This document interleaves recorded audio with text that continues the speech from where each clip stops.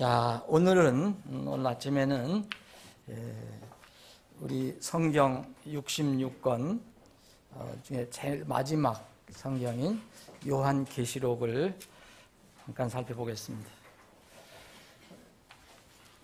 요한계시록 오늘 아침에 2장, 3장을 다 살펴볼 것인데 시간 관계상 다 읽지는 않고요.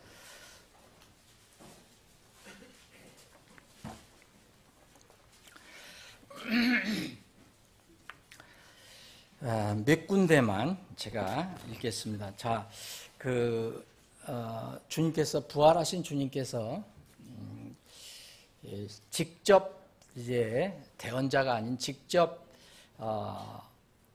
나타나셔서 이 각 교회 그때 있었던 각 교회의 천사들 곧 그 교회를 담임하고 있던 어떤 목회자라고도 볼 수 있고 감독이라도 볼 수 있는 그 메신저에게 직접 말씀하신 내용을 몇 군데만 찾아보겠습니다. 7교회인데 7개 다 찾아보지 않고 첫 번째 교회 그리고 중간교회 마지막 교회 이렇게 살펴보겠습니다. 제가 빠른 속도로 읽겠습니다. 2장 1절 먼저 에베소 교회입니다. 에베소 교회의 천사에게 편지하라. 이제 우리가 지금 읽을 때 여러분들이 주의를 기울이셔서 세 가지의 패턴을 한번 찾아보시기 바랍니다. 이 말씀을 주신 중에서 주님께서 이렇게 반복적으로 이렇게 똑같은 패턴으로 말씀하신 게 있어요. 어느 교회나 똑같아요. 에베소 교회의 천사에게 편지하라. 오른손에 7뼈를 붙잡고 있는 이 곧 7 금등잔대의 한가운데를 거니는 이가 이것들을 말하노라.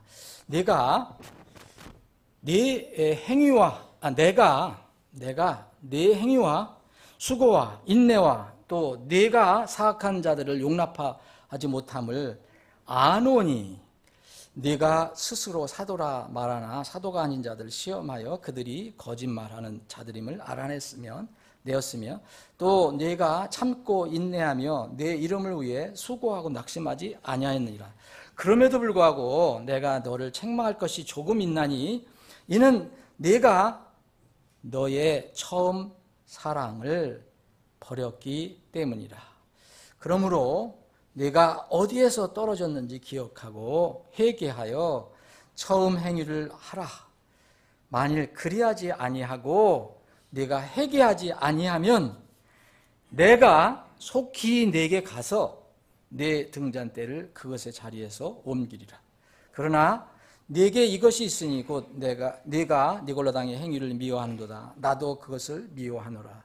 귀 있는 자는 성령께서 교회들에게 말씀하시는 것을 들을지어다. 이기는 자에게는 내가 하나님의 낙원 한가운데 있는 생명나무에서 나는 것을 주어 먹게 하리라. 자, 다음에 3장을 넘어가겠습니다. 3장 7절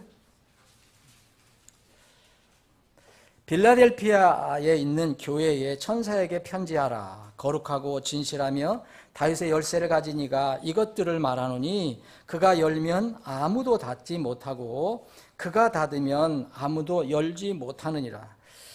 내가 네 행위를 아노라. 보라, 내가 네 앞에 열린 문을 두었으니 아무도 닫지 못하리라. 네가 적은 힘을 가지고도 내 말을 지키며 내 이름을 부인하지 아니하였노라. 보라, 사탄의 해당에 속한 자들 곧 스스로 유대인들이라 하나 유대인이 아니고 거짓말을 하는 자들이 있으니 보라, 내가 그들이 와서 내 발 앞에 경배하게 하고 내가 너를 사랑한 줄을 알게 하리라. 네가 나의 인내의 말을 지켰은즉 나도 너를 지켜 시험의 시간을 면하게 하리니 그것은 곧 앞으로 온 세상에 임하여 땅에 거하는 자들을 시험하는 시간이라. 보라, 내가 속히 오리니 내가 가진 그것을 굳게 붙잡아 아무도 내 관을 빼앗지 못하게 하라. 이기는 자는 내가 내 하나님의 성전에서 기둥이 되게 하리니 그가 다시는 나가지 아니하리라. 또 내가 네 내 하나님의 이름과 내 하나님의 도시 곧 하늘에서 내 하나님께로부터 내려오는 새 예루살렘의 이름을 그 위에 기록하고 나의 새 이름을 그 위에 기록하리라. 귀 있는 자는 성령께서 교회들에게 말씀하시는 것을 들을지어다. 라오디게아 교회에 사람들의 교회에 천사에게 편지하노니 아멘이요 신실하고 진실한 증인이요 하나님의 창조를 시작한 이가 이것들을 말하노라. 내가 네 행위를 아노니 네가 차지도 아니하고 뜨겁지도 아니하다. 나는 네가 차든지 뜨겁든지 하기를 원하노라.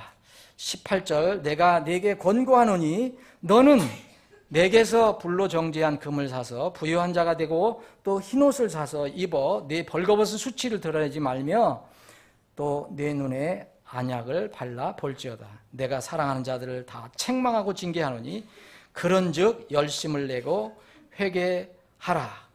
21절 이기는 자에게는 나 역시 이긴 뒤에 내 아버지와 함께 그분의 왕자에 앉게 된 것 같이 내 왕자에 나와 함께 앉는 것을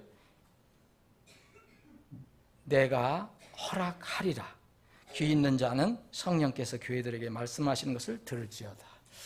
아멘. 아버지 하나님, 오늘도 거룩한 하나님 말씀을 주심을 감사합니다. 특별히 주님께서 재림하시기 전 마지막 직접 교회들에게 주신 말씀을 저희들이 이 아침에 상고해 봅니다. 우리는 땅의 지혜가 아니라 하나님부터 오는 지혜, 하늘로부터 오는 지혜가 필요합니다. 오늘 이 시간 저희들에게 그런 지혜를 허락해 주셔서 이 말씀, 주님께서 주신 말씀을 잘 이해하고 우리의 삶에 그대로 적용할 수 있게 해 주옵소서. 거룩하신 예수님의 이름으로 기도합나이다. 아멘. 요한계시록은 아마 성경 중에서 가장 많이 알려진 그 성경일 것입니다. 심지어는 믿지 않는 사람들도 요한계시록은 연구한다고 합니다. 언젠가 시간이 허락하면은 우리도 이 계시록을 꼼꼼하게 공부해 볼 수 있는 기회가 있게 되기를 바랍니다. 그런데 오늘은 이 요한계시록 전체 내용을 우리가 다 살펴보지 못하더라도 이 요한계시록을 주신 그 목적, 그것이 무엇인가를 만약 여러분들이 알게 된다면은 혹시 이 안에 이 정말 어떤 면은 신비스럽고 때로는 이해하기 어려운 이런 계시를 왜 주셨는가, 그런 것들을 혹시 잘 모르더라도 큰 문제가 없이 하나님께서, 예수님께서 이 말씀을 기록해 주시고 우리에게 읽으라고 하시고 이것을 지키라고 하신 그 목적을 안다면은 사실 우리는 이 성경을 읽는 데서 실패하지 않습니다. 중간에 어떤 구체적인 내용, 이것이 이런 것을 가리키느냐 저걸 가리키느냐 많이 논쟁을 하고 하지만 사실 그거 중요한 게 아니고 하나님께서 이것을 왜 기록해 주시고 이것을 왜 읽고 지키라고 하시는지 그 목적만 알면은 그렇게 큰 문제가 없다고 저는 생각합니다. 그렇다고 해서 여러분들이 요한계시록 공부하지 말라는 얘기가 아닙니다. 요한계시록 22장이 있는데 1장에는 예수님께서 이렇게 어떤 분이신가 이런 것들을 보여주시고 그리고 이 말씀을 내가 전하니까 너희들이 꼭 이것을 읽고 듣고 지켜라. 그래 복이 있을 것이다.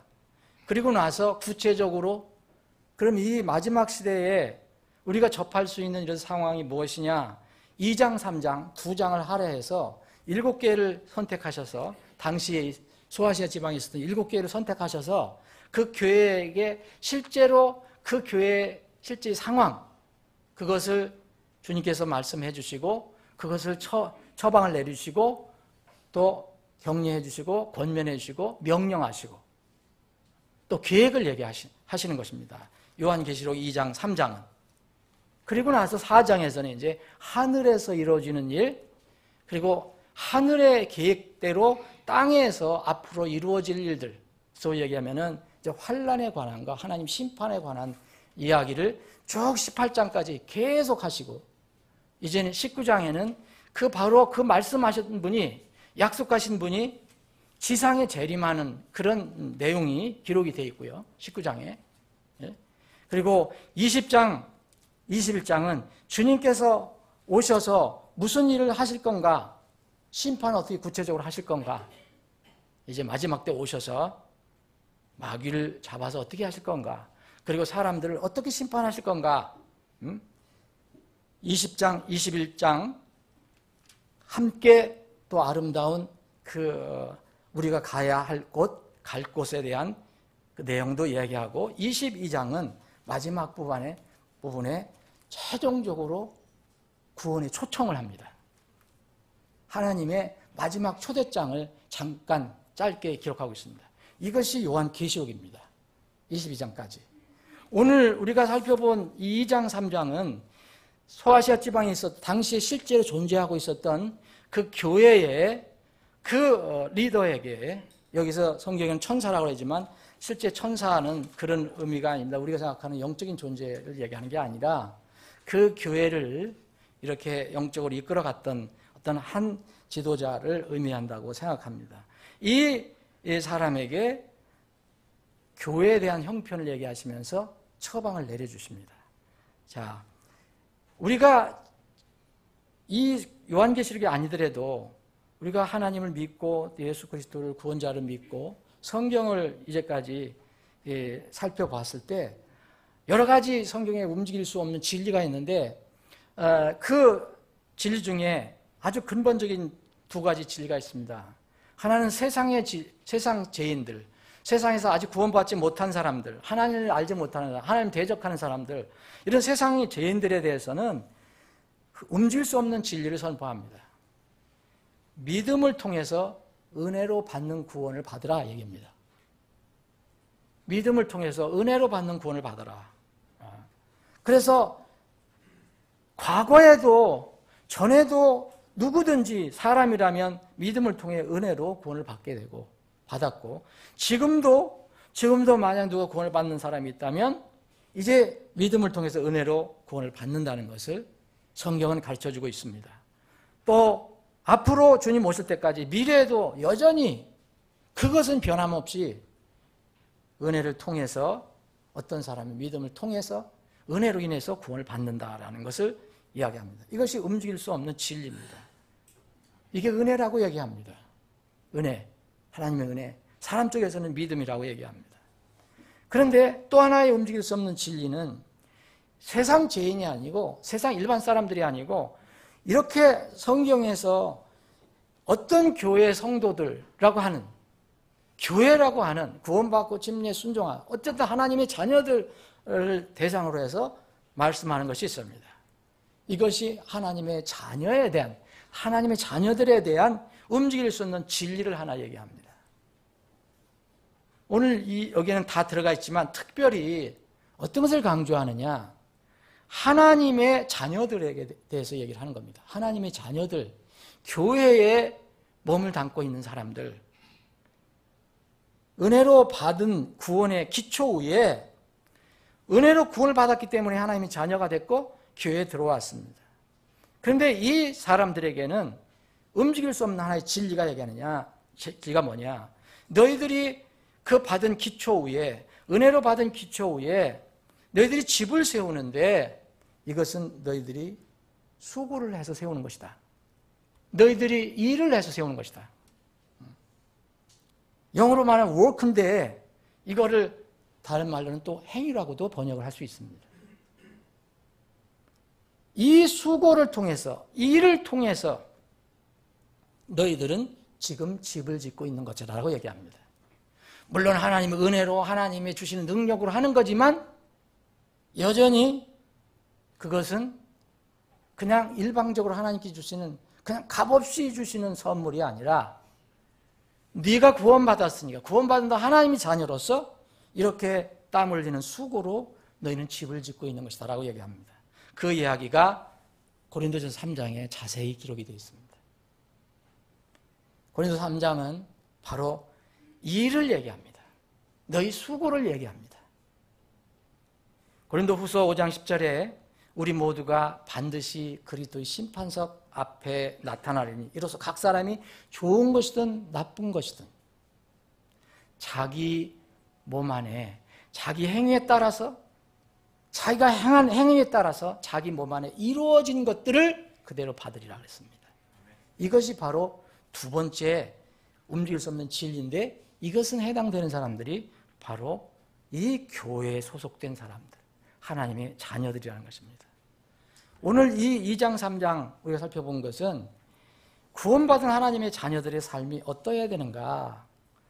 이미 은혜를 받아서 구원을 받았습니다. 하나님의 큰 구원의 선물을 받았어요. 이 다음에 이 은혜를 넘어서 이제는 일과 수고가 있다라고 얘기합니다.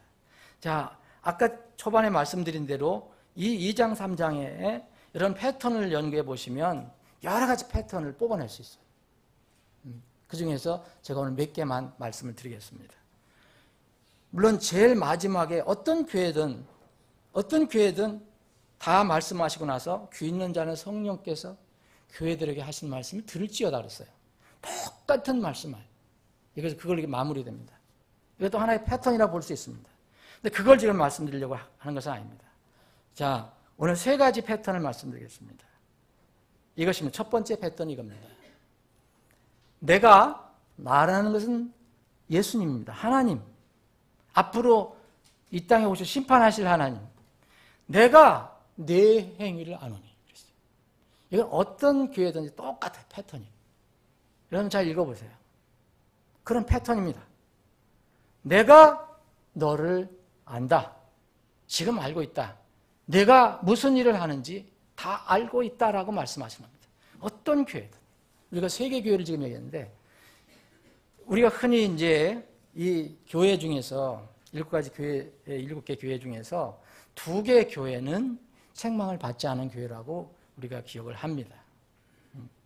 이 서머나 교회, 그리고 순교했던 교회, 그리고 빌라델피아 교회, 사랑의 교회, 형제 사랑의 교회, 이 두 교회는 구체적인 주님께서 책망한 내용이 나와 있지 않습니다.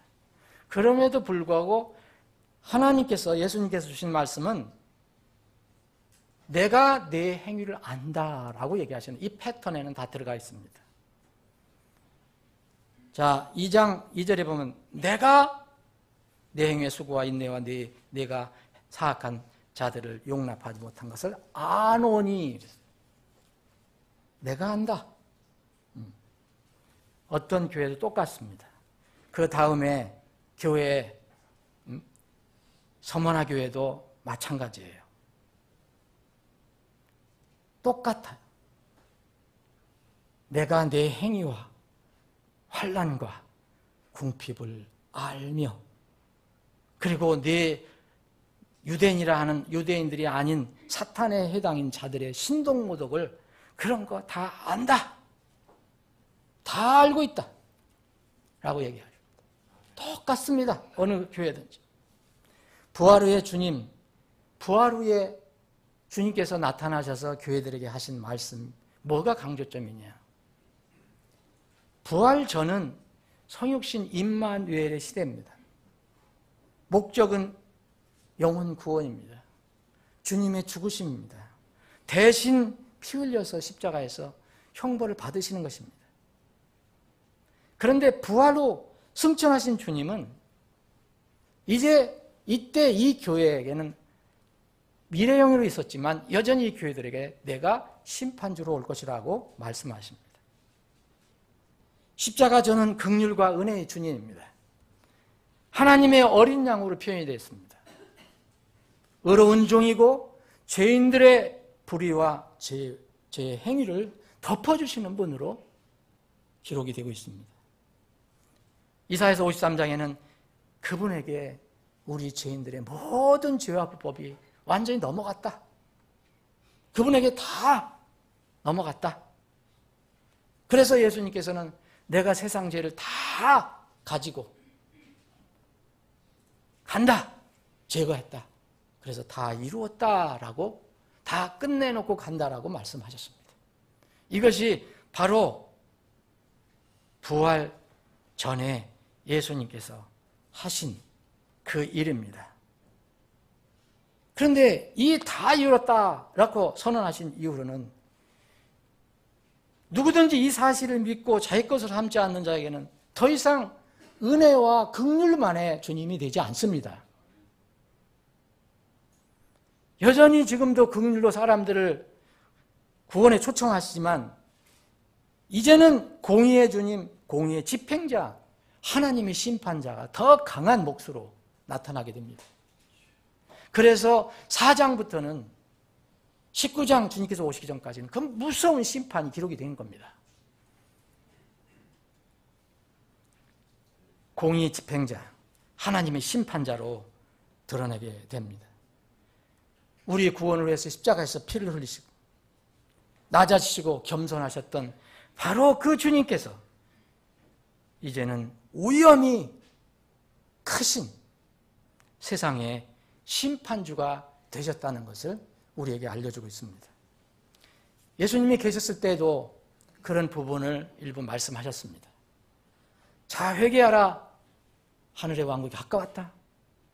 나는 너희들을 심판하려고 온 것이 아니라 너희들을 구원하려고 왔다. 이렇게 말씀하셨지만 동시에 그것이 영원히 계속되는 거 아니고 때가 되면 내가 이렇게 할 것이다 라고 말씀하십니다.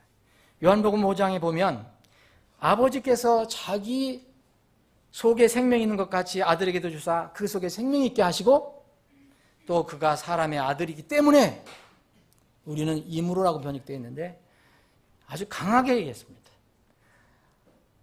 또 그가 사람의 아들이므로 그에게 또한 심판을 집행할 권위를 주셨다.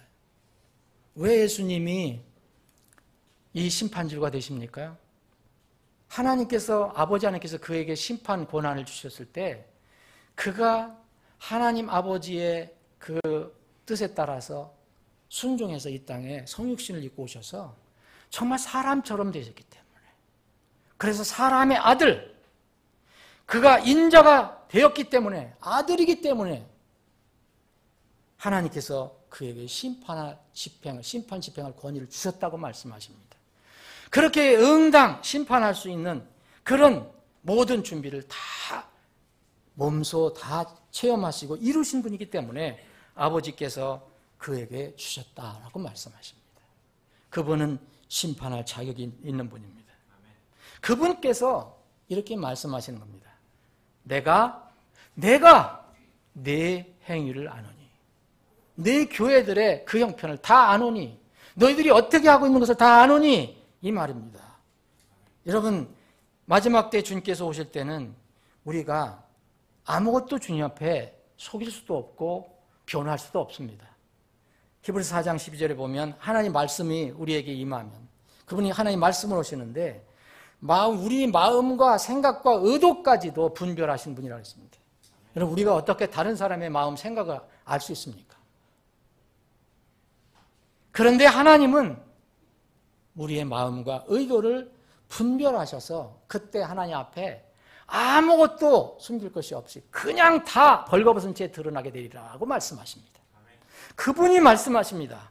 내가 내 행위를 아노니, 내 일을 아노니, 이 말도 똑같습니다. 내 행위를 아노니, 내 일을 아노니, 너의 수고를 아노니, 너의 행동을 아노니. 두 번째 패턴은 이겁니다. 내가 내 행위를 아노니 이제는 내가 이렇게 하라라는 겁니다. 똑같습니다. 일곱 교회. 내가 내 행위를 아노니, 그러니 너는 이렇게 하라. 이게 책망이 될 수도 있고 권면도 될 수 있고 명령도 될 수 있습니다. 어느 교회나 똑같습니다. 이거는 이제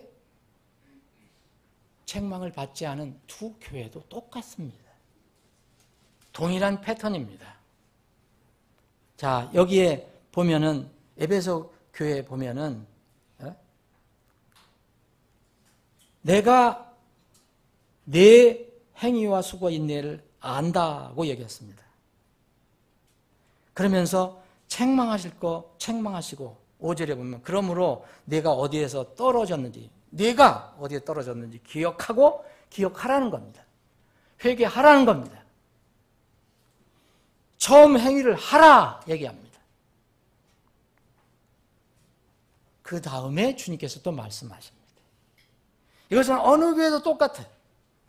자, 우리가 이 라오디게아 교회 같은 경우는 이제 이렇게 주님께서 얘기합니다. 3장 18절에 보면 내가 네게 권고하노니, 권고한다.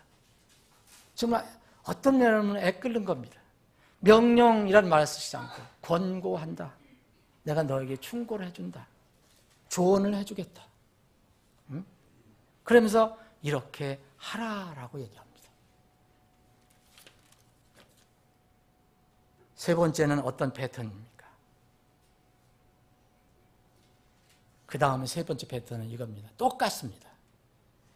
내가 너에게, 네게 이렇게 하리라. 어떤 교회든지 똑같습니다.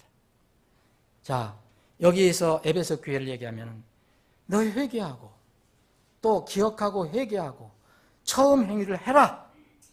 만일 그래야지 아니하고 내가 회개하지 아니하면 하나님께서, 주님께서 내가 하겠다 하신 말씀이에요. 내가 속히 내게 가서 내 등잔대를 그것의 자리에서 옮겨버리라. 내가 이렇게 하겠다. 여러분 이 패턴을 한번 적용해 보세요. 똑같습니다. 어느 교회든지. 그 내용은 조금씩 틀려도 이렇게 하리라. 여러분 서머나 교회는 정말 충성을 다했던 교회예요. 그래서 순교자들이 많이 나온 교회예요. 이 교회에 주신 하나님 말씀은 참으로 놀랍습니다. 그 사람들에게 목숨을 바쳐가면서 주님을 따랐는데 그 사람들에게 또 뭐라 하냐면은 이렇게 말씀하십니다. 10절 보면, 2장 10절 보면 내가 고난당한 것을 그것들 가운데 어떤 것도 내가 고난당한 당할 그것들 가운데 어떤 것도 두려워하지 말라. 보라, 마귀가 너희 중에서 몇 사람을 감옥에서 던져넣어 너희를 시험하리니 너희가 열흘 동안 환난을 당하리라. 그러면서 권면합니다. 명령합니다. 이렇게 하라라고 말씀하십니다. 너는 죽기까지 신실하라. 그 다음에 패턴은 뭡니까? 어김없이 그리하면 내가 생명의 면류관, 생명의 왕관, 생명의 관을 네게 주리라. 내가 네게 이렇게 하겠다 라고 말씀하신 겁니다. 다른 말로 하면 행위에 따라, 내 일에 따라, 내가 수고한 것에 따라 합당하게 내 마음의 의도와 생각까지 분별하는 내가 합당하게 대가를 지불하리라. 그런 뜻입니다. 어떤 경우도 다 똑같습니다. 7개 교회가. 여기서 말씀하시는 이 행위는 다시 말씀드리는 이 일입니다. 영어로는 work라고 하는 겁니다. 여러분들이 어떻게 번역해도 상관없습니다. 일은 무슨 일입니까? 우리가 세상 일을 이야기하는 게 아니에요. 우리가 살아갈 때 세상 일 필요합니다. 먹고 살고 마시고 기본적으로 살기 위해서 필요합니다. 그러나 사실 그런 것들은 우리가 필요한 것이지만 하나님 앞에 기억되지 않습니다. 이 일은 하나님께서 기억하시는 것은 앞으로 정확하게 판단해 주시는 그것은 하나님의 일들과 관련되는 것입니다. 그래서 성경은 이 주님께서 하나님의 일들이라는 말도 쓰셨습니다. 여러분 하나님의 일들이 무엇입니까? 하나님의 일들을 또 어떻게 할 수 있습니까? 하나님께서 이 말씀을 우리에게 주셨다면 도대체 하나님의 일들이 뭐고 하나님의 일들을 어떻게 해야 됩니까? 기본적인 것은 바로 오늘 여기에 7교회에 나타나셔서 마지막 이 계시를 해주신, 명령을 주신 그 주님, 곧 아버지의 명령을 따라서 이 땅에 육신을 입고 오셨던 그 인자, 그분을 따르는 것, 그분의 말씀을 듣는 것, 그것이 바로 하나님의 일이라는 것입니다. 요한복음 6장을 보시겠습니다. 요한복음 6장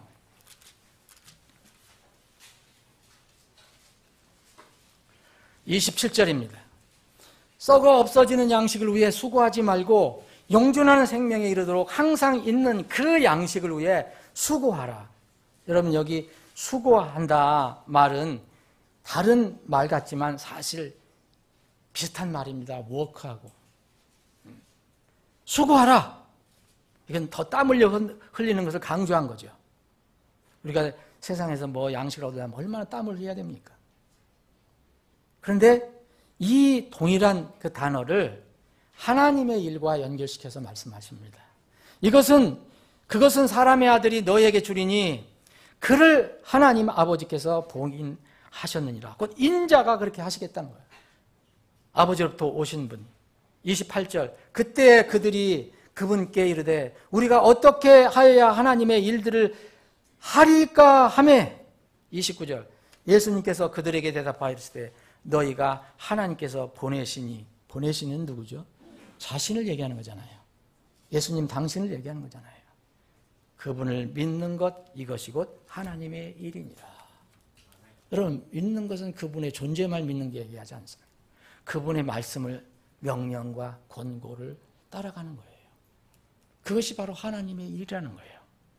여러분, 하나님 보이지 않는 하나님, 예수님 보이지 않는 하나님, 예수님을 어떻게 믿는다고 하고 어떻게 그분의 일을 한다고 합니까?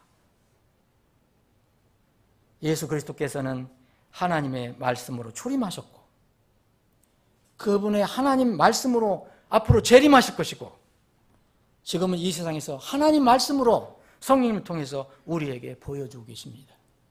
다른 방법은 없습니다. 무슨 신비한 환상을 봤다는 건 그거는 오래가지 못합니다. 말씀은 변함이 없기 때문에 그것은 영원히 지속됩니다. 다시 오실 주님을 우리가 믿고 따른다는 것은 예수님께서 부활하셔서 이 교회들에게 말씀하신 것은 바로 예수님의 입에서 나온 말씀, 하나님 입에서 나온 말씀, 그 성경 말씀을 따라가는 것과 같다는 것입니다. 우리는 이걸 구체적인 것을 가지고 있습니다. 그들에게 하신 말씀이 이렇게 성경으로 기록이 되어 있습니다. 지금 우리 손에 있는 하나님의 말씀을 지키는 것이 그 삶의 기준으로 삼는 것이 바로 그분을 믿고 따른다는 것을 알게 됩니다. 그래서 이 주님께서 이 계시를 주시기 전에 1장 3절에 보면 이 대언의 말씀들, 대언의 말씀 성경 말씀이에요. 이 말씀들을 읽는 자와 듣고 그 안에 기록된 그것들을 지키는 자는 복이 있나니 이는 때가 가깝기 때문이다 그랬습니다.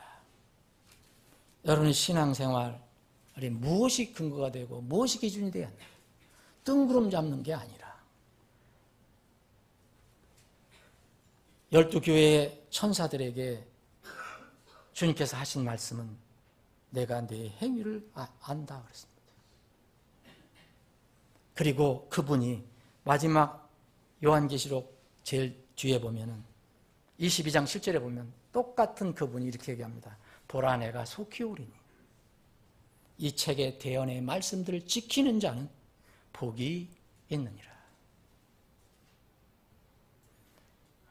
22장 12절에도 비슷한 말씀이 있습니다. 보라 내가 속히 오리니 내가 줄 보상이 내게 있어 각 사람에게 그의 행위에 따라 주리라. 저는 왜 소위 얘기하면 은혜를 강조하는 그런 교회들이 이 두 번째 구원받은 그리스도인들에게 흔들릴 수 없는 진리고 성경이 너무 많이 강조하는 이 말씀을 왜 훼손하는지 이해가 되지 않습니다. 물론 하나님의 은혜로 구원받는 것은 흔들릴 수 없는 진리입니다. 그런데 은혜로 구원받은 사람들에게는 만날 구원받으라 얘기할 수가 없습니다. 다시 나타나신 주님께서 말씀하신 것은 내가 내 행위를 아노니 내가 내 일을 아노니라고 말씀하셨습니다. 여러분, 보상을 받는 사람이 있는가 하면 나중에 이제 이 사람들과 대비되는 사람들이 이 성경 뒷부분에 나옵니다. 계시록 21장, 22장이 나옵니다. 22장 15절에 보면 이런 사람들이 나옵니다.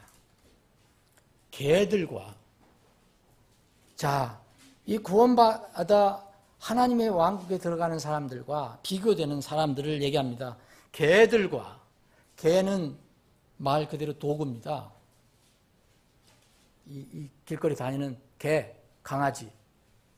개들과 마법사들과 음행을 일삼는 자들, 살인자들, 우상숭배자들, 거짓말을 좋아하며 지어내는 자들,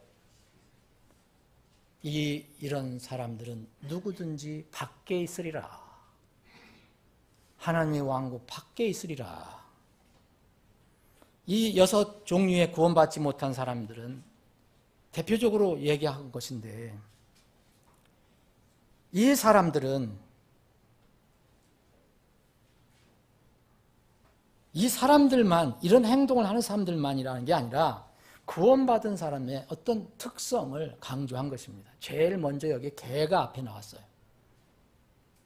개는 이 사람들에게 얘기하는데 개라고 얘기한 거예요. 사람이 아니라는 거죠. 곧 하나님의 형상을 따라 지음받아서 그렇게 복음을 들었는데도 여전히 개처럼 살았다. 성경에서는요, 개는 굉장히 부정적인 인물입니다. 부정적인 존재입니다. 그때 당시에 그쪽 근동지방에서 우리 지금도 뭐 비슷하지만 대부분 주인 없이 길거리나 배회하고 이리저리 떠돌아다니는 그런 개, 우리처럼 무슨 애완견으로 기른 적이 없고 그런 개였습니다. 그래서 심지어는 길거리 돌아다니면서 들판으로 돌아다니면서 썩은 고기도 먹고 심지어는 사람의 시체도 먹었다고 합니다. 성경이 나옵니다. 여러분 성경에 보시면 특히 이제 악한 왕들이 통치할 때 개들이 나오는데 열왕기상, 여러분들 열왕기 하를 보시면 개가 나옵니다. 어떤 사람은 개가 먹을 것이다. 어떤 사람은 개가 먹을 것이다. 길거리에 버려져서 지나가는 개들이 먹는다는 거예요. 그 대표적인 사람이 열왕기 하에 나오는 아합의 그 부인 이세벨입니다. 얼마나 악한 일을 했습니까? 온 이스라엘 다 우상에 이기도 신으로 들끓게 했고 바알 신을 다 데려와서 사람들을 완전히 타락시켜버리고 이세벨에 대한 대언이 나옵니다.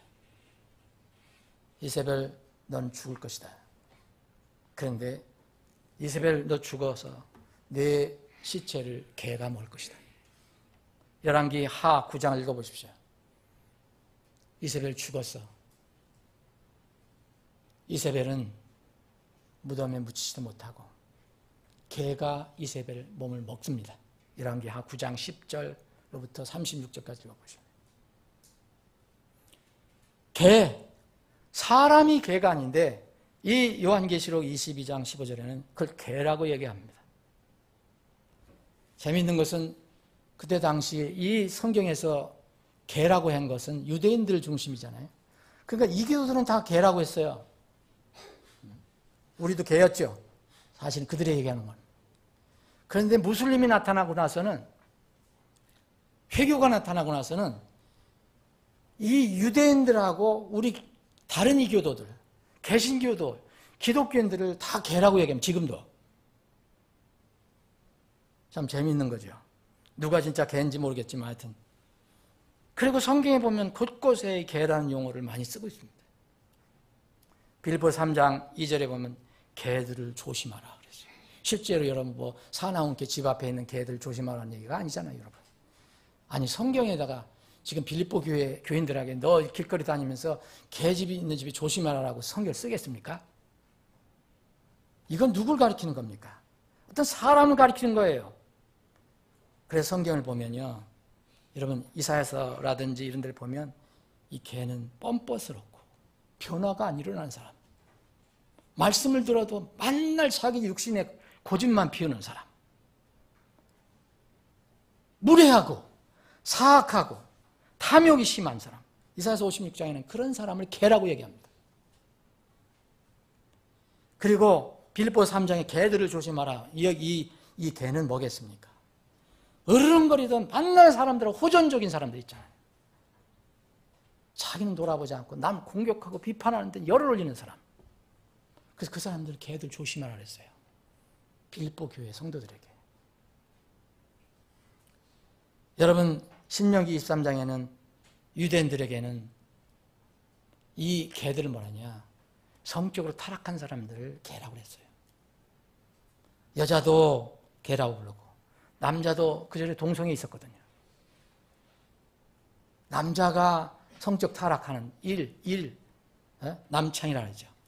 이런 사람들을 개라고 했어요. 개값, 개가 벌어온 돈 절대 성전에 들여오지 마라. 주님께서도 말씀하셨습니다. 주님께서 거룩한 것들은 개에게 주지 말고 너희 진주를 돼지들 앞에 던지지 말라. 이유가 있다. 그들이 그것들을 자기 발밑에 짓밟을 뿐만 아니라 돌이켜서 너를 공격할 것이다. 사랑하는 여러분,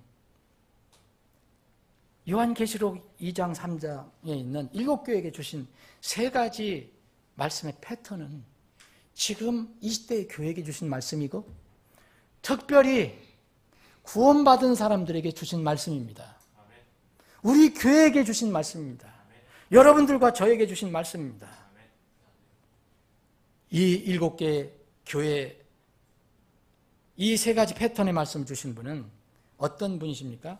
이 성경을 이것을 같이 읽어보면은, 자, 이 계시록 이 말씀을 주시기 전에 주님이 어떤 분이신가를 강조하는 말씀이 있어요. 1장 4절에 보면 요한은 아시아에 있는 7교회에게 편지하노니 지금도 계시고 전에도 계셨고 앞으로 오실 분, 이렇게 얘기합니다. 전에도 태초부터 계셨고 지금도 계시고 또 앞으로도 오실 분이다. 이건 뭘 얘기합니까? 8절도 마찬가지입니다. 지금도 계시고 전에도 계셨고 앞으로 오실 주, 곧 전능자께서 이르시되, 이분이 말씀하신 겁니다. 여러분, 사람이 하나님의 말씀을 대신 받아서 전하는 것도 그대로 성취되고 무서운 하나님 말씀인데, 하나님께서 직접, 주님께서 입으로 직접 전한 말씀 말할 것도 없습니다.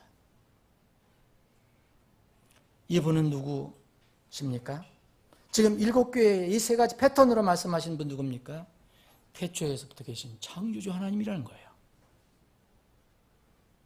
이분은 창조주 하나님, 이 주님은 어떤 분입니까? 전지전능하신 분이라고 우리 흔히 얘기합니다.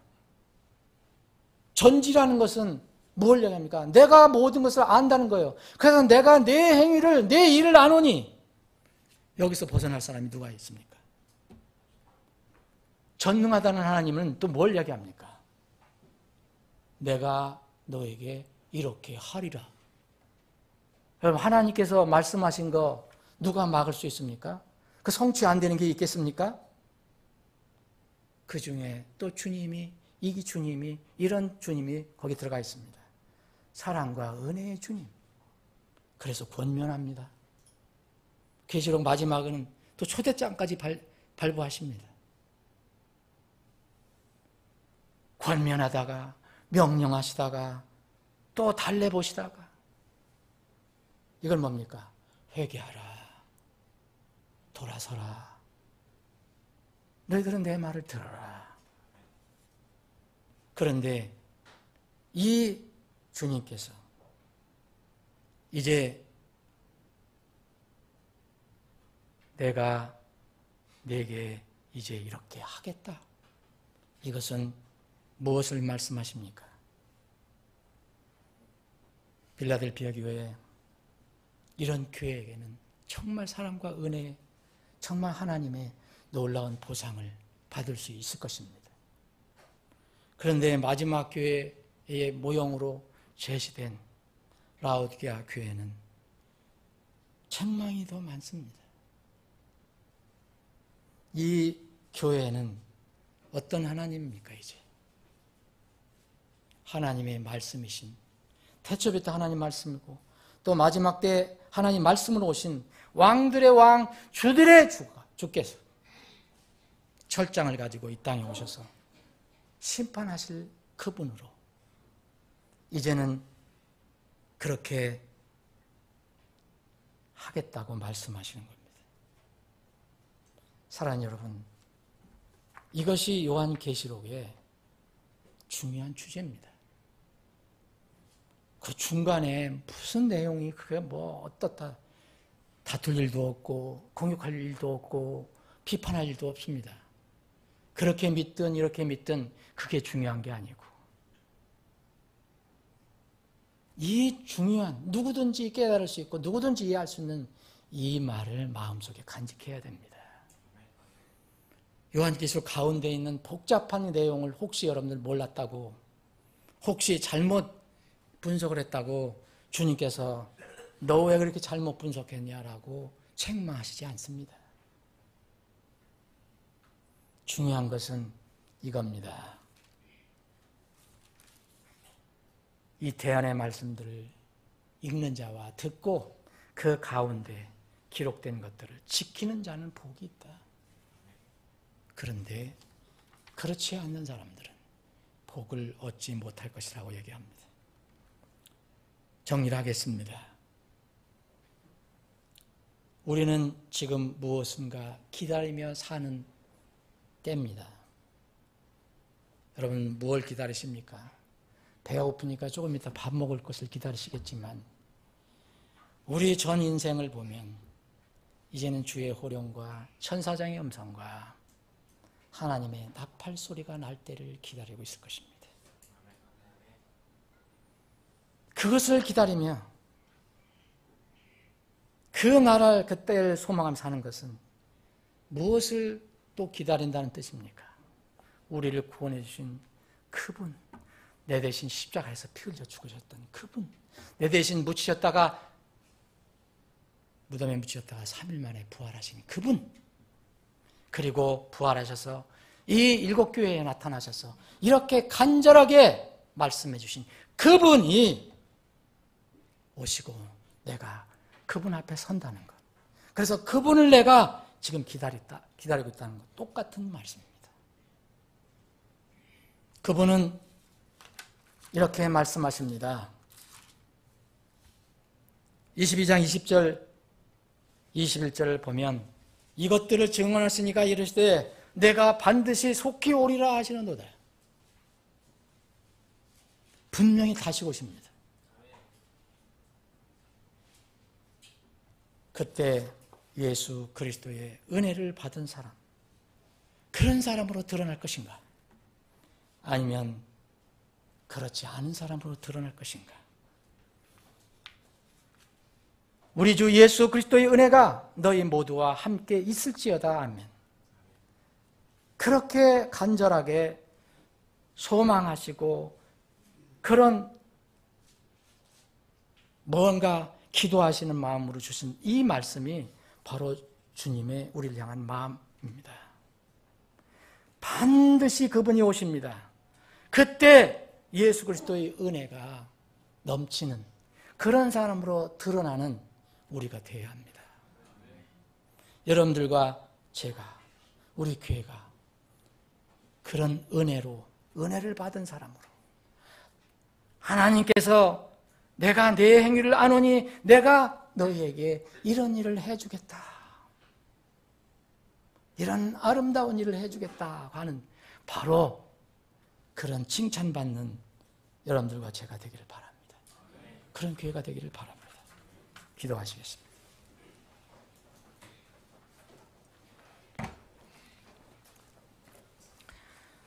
여러분 오늘 기도하는 시간을 한번 가져보시는 게 어떻겠습니까? 제가 앞으로 초청하지 않겠습니다. 우리 교회는 초청을 안 한다는 얘기도 있지만 형식적으로 초청해서 나오면 무슨 소용이 있습니까? 여러분들 거기 있는 자리에서 여러분들의 마음의 의도와 생각을까지 다 분별하시는 주님께 다른 사람 생각하지 마시고 그 주님께 여러분의 마음을 한번 내려놓아 보시기 바랍니다. 어떻게 지금 기도하실 것입니까? 여전히 우리 육신은 말씀을 들어도 여전히 다른 것을 생각한 그런 속성을 가지고 있습니다. 육신이 강한 사람은 그것을 마음으로 또 오히려 대치고 거역하고 또 육신에 화를 내는 그런 사람들도 있을 것입니다. 육이 어떻게 하든지 하나님의 말씀은 변화되지 않습니다. 그렇게 약속하신 분은 변함없이 그대로 하실 것입니다. 내가 내 행위, 내 일, 내 수고를 안다. 그러므로 내가 이렇게 하라. 회개하라. 이런 일을 하라.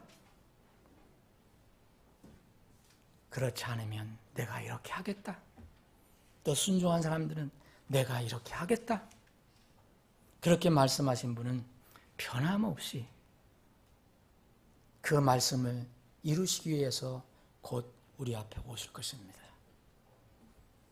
여러분들 그분 앞에 어떻게 서실 것입니까?